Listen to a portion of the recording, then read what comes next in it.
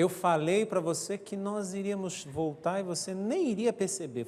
Passou tão rápido. Foi lá, você foi no banheiro, tomou água, viu alguma coisa que passou no intervalo e já estamos de volta trocando ideias. Neste dia 8 de março, Dia Internacional da Mulher, estamos refletindo um pouco com as nossas convidadas sobre o universo feminino.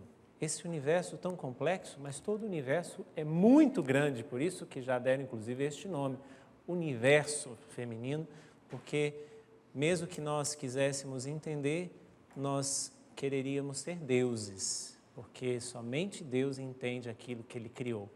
Então aí está.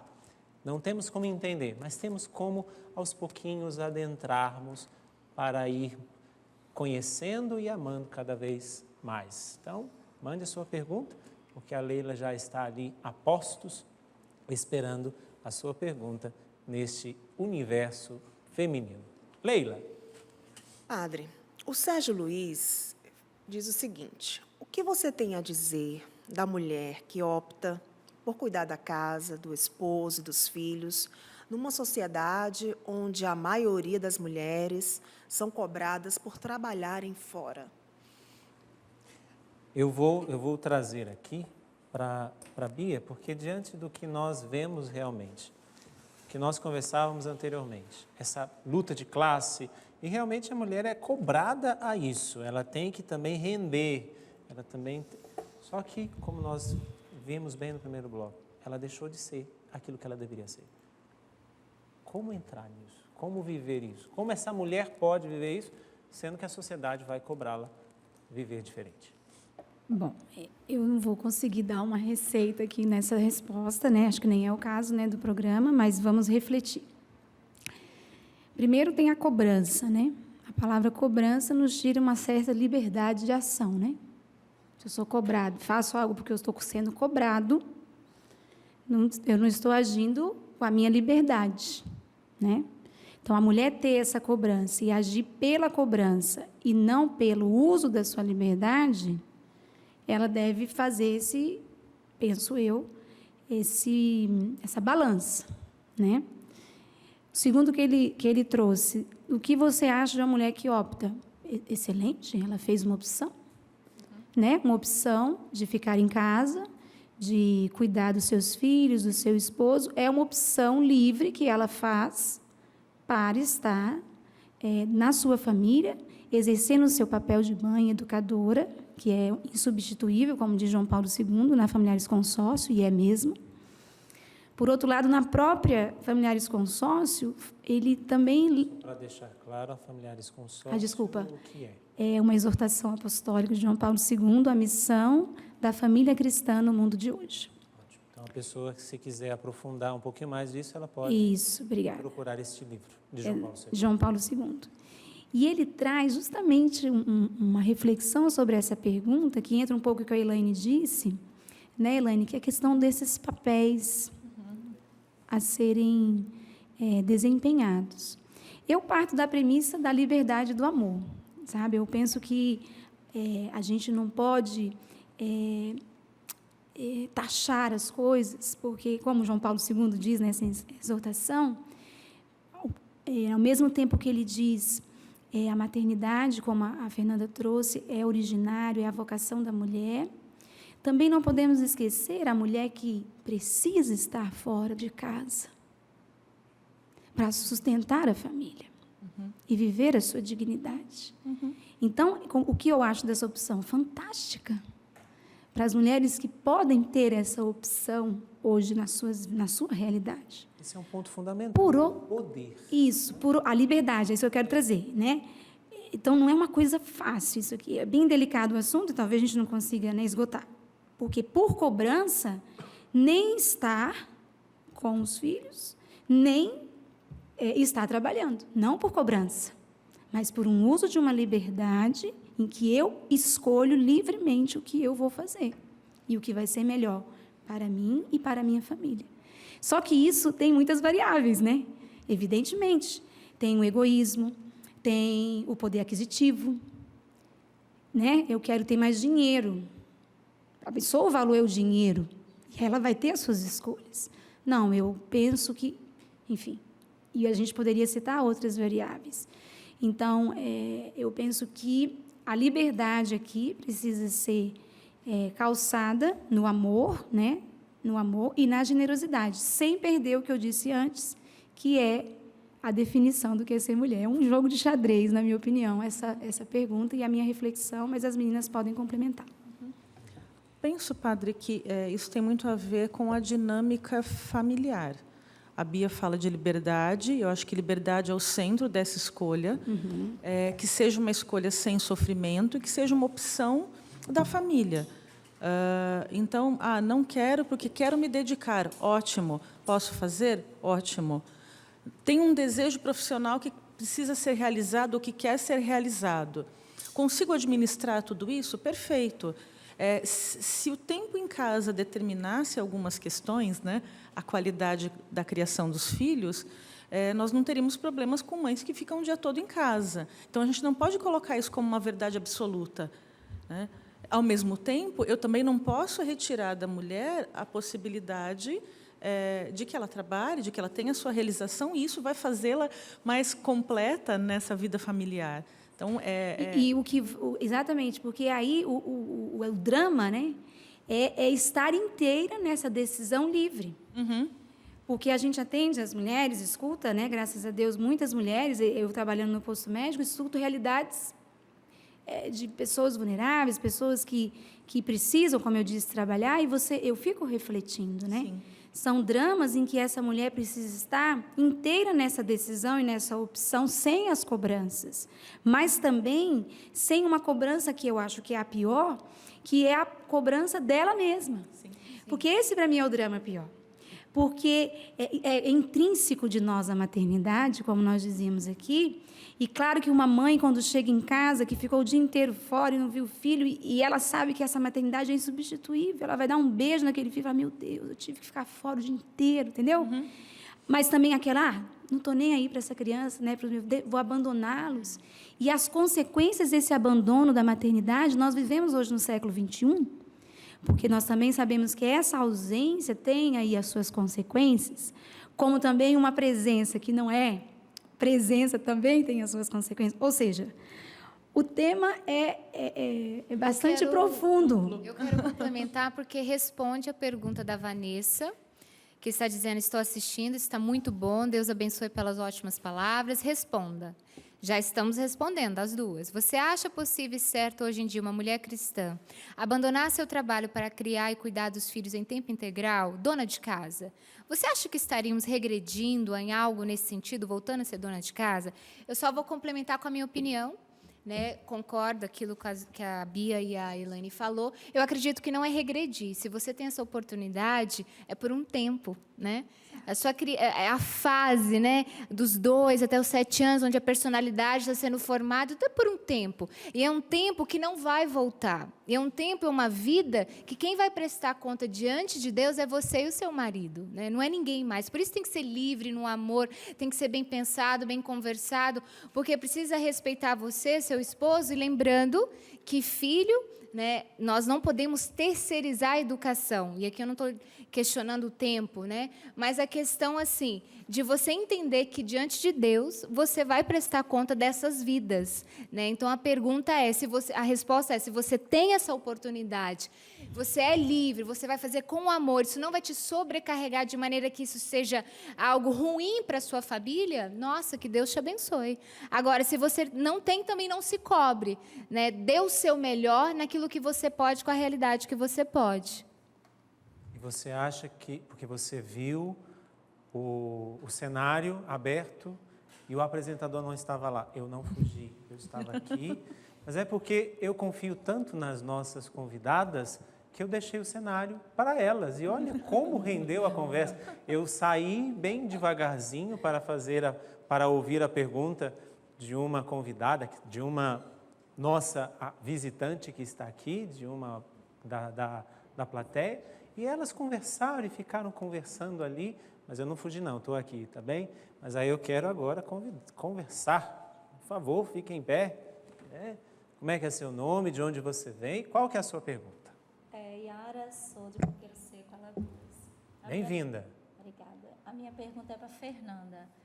Dentro desse universo feminino, no tema de hoje, o que levou a Fernanda a escrever o livro A Mulher Segundo o Coração de Deus e a Beleza da Mulher a Ser Revelada? Se ela teve algum fato, algum acontecimento ou algo que a levou específico, que a levou a escrever esse livro.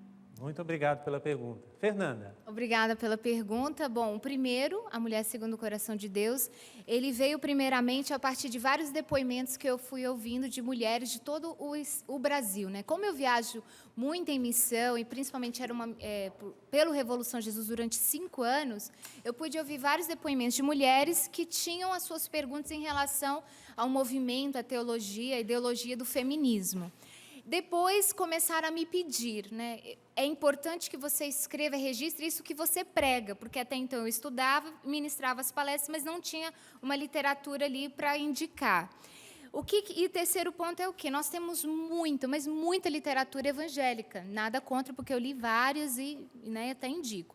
Mas na literatura, falando da doutrina da Igreja Católica, o ponto de vista, né, que a Igreja tem é muito, assim, desculpa a palavra, muito pobre até, muito pouco. E aí eu encontrei um que me ajudou, me motivou, que é a Mulher Sacerdotal, da Jo Croissant, né, de uma comunidade, Beatitudes da França, e um norte-americano, o outro lado do feminismo, de 2 doutores, que elas são contra o feminismo, e ela mostra esse outro lado do feminismo que a mídia, a sociedade não fala. E aí foi quando, numa inspiração, né, de Deus me moveu na Terra Santa, quando eu estive na casa de Maria, né, porque até então eu não me sentia muito assim apta, digna. Não tinha, eu não sou doutora, pós-doutorada, né, e o Guilherme, meu noivo, me motivando, não, mas você tem a capacidade, né, você é uma estudiosa. Não, mas eu não me sinto capaz, enfim. Na Terra Santa, quando eu entrei na casa de Maria, o senhor já esteve lá, tem aquela imagem de Nossa Senhora menina. E aquilo me assustou, porque até então eu só via Nossa Senhora como senhora, mãe, né? Não como uma menina, uma jovem. E ali Nossa Senhora me disse que, assim como eu estava me sentindo muito nova para falar desse universo, né, ainda não como mãe, como esposa, ela também era muito nova quando Deus a chamou. E ali eu entendi que era a hora de escrever. Então, inclusive, o 3º capítulo é sobre o feminismo, né? O 5º, Maria é o modelo de mulher segundo o coração de Deus, o que a igreja tem a dizer, né? O que a doutrina tem a dizer. E o 2º é um aprofundamento do 1º. Né? Aqui foi a conclusão do meu trabalho de curso de jornalismo, onde eu recebi um vídeo, e que nesse vídeo mostrava uma cantora norte-americana muito conhecida, onde ela começa o vídeo toda produzida e ela termina 100% natural. E foi um impacto, assim, né? E ali Deus me dizia que era preciso que uma pesquisa científica fosse comprovar, né, que a verdadeira beleza ela vem de dentro, ela não é uma questão estética. Aí fiquei 1 ano e meio estudando, pesquisa de campo, 33 especialistas, deu muito trabalho, muito.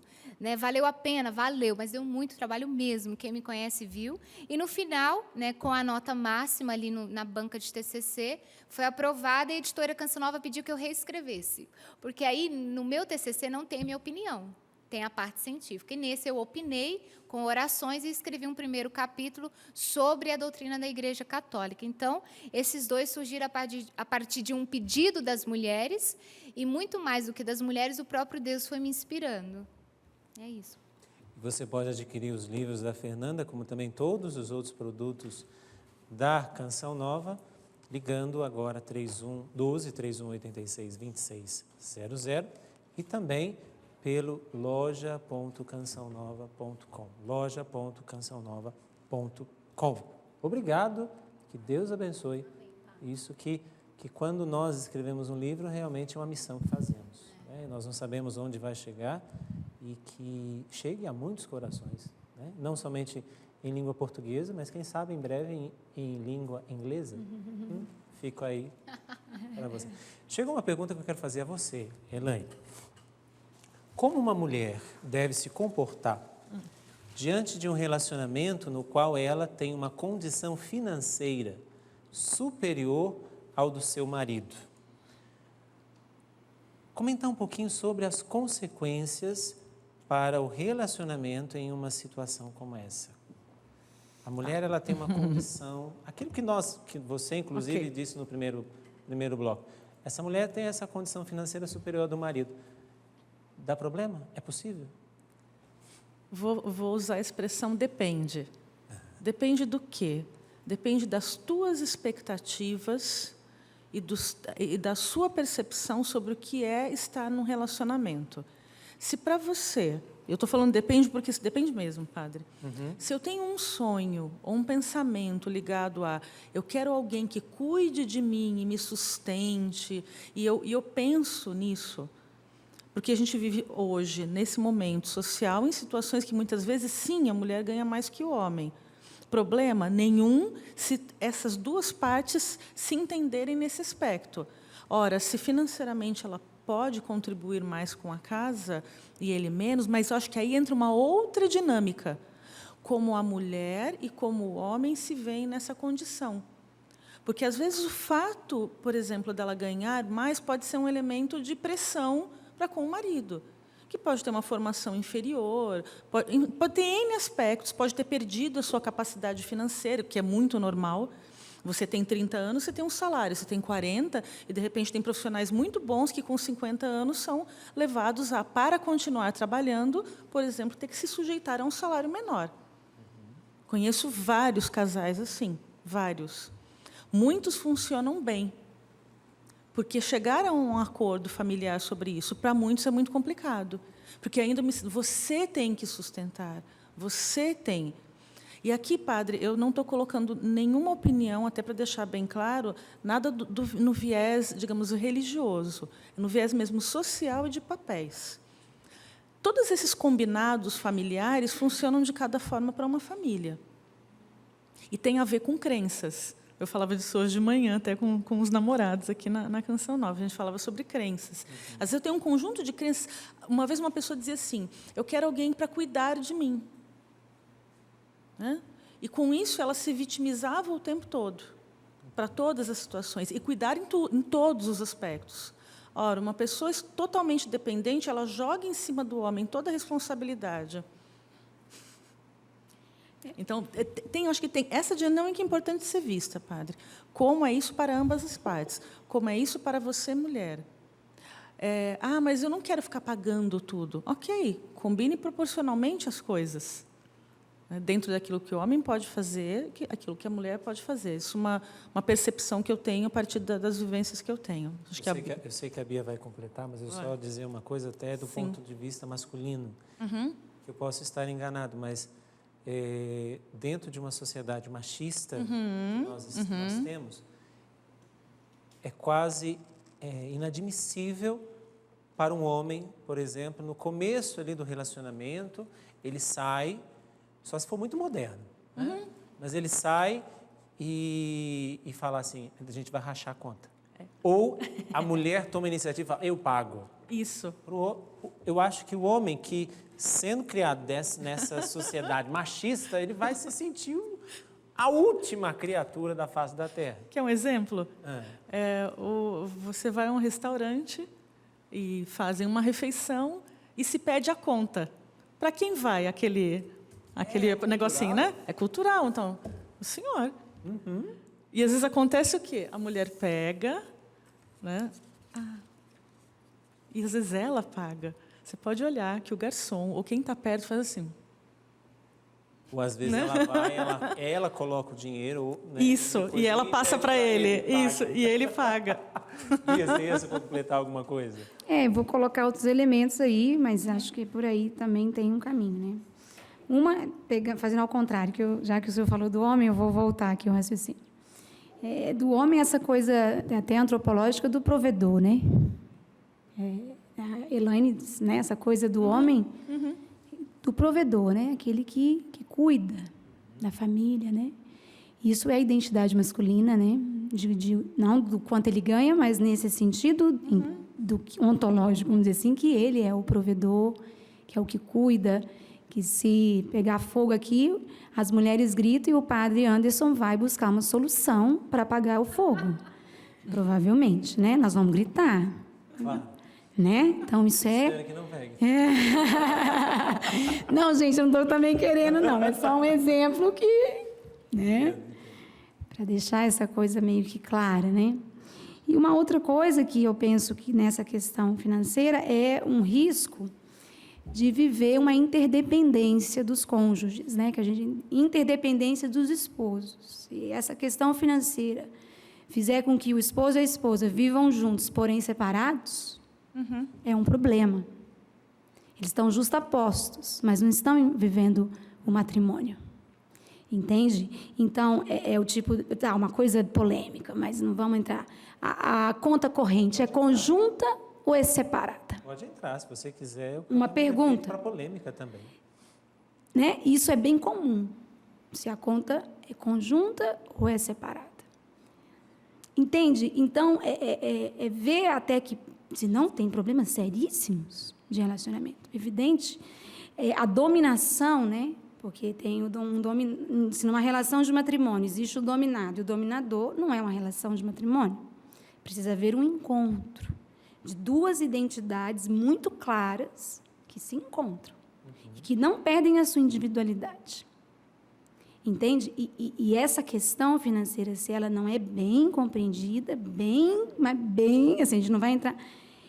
Isso vira um angu de caroço, né?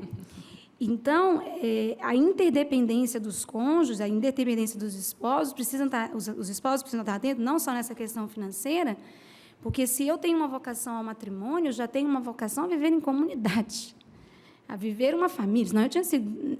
O celibatário também tem, né? Mas nós, assim, especificamente da nossa vocação do matrimônio, é ser uma comunidade de vida e amor. Aceitar conviver com alguém. Com alguém. Eu decidi isso.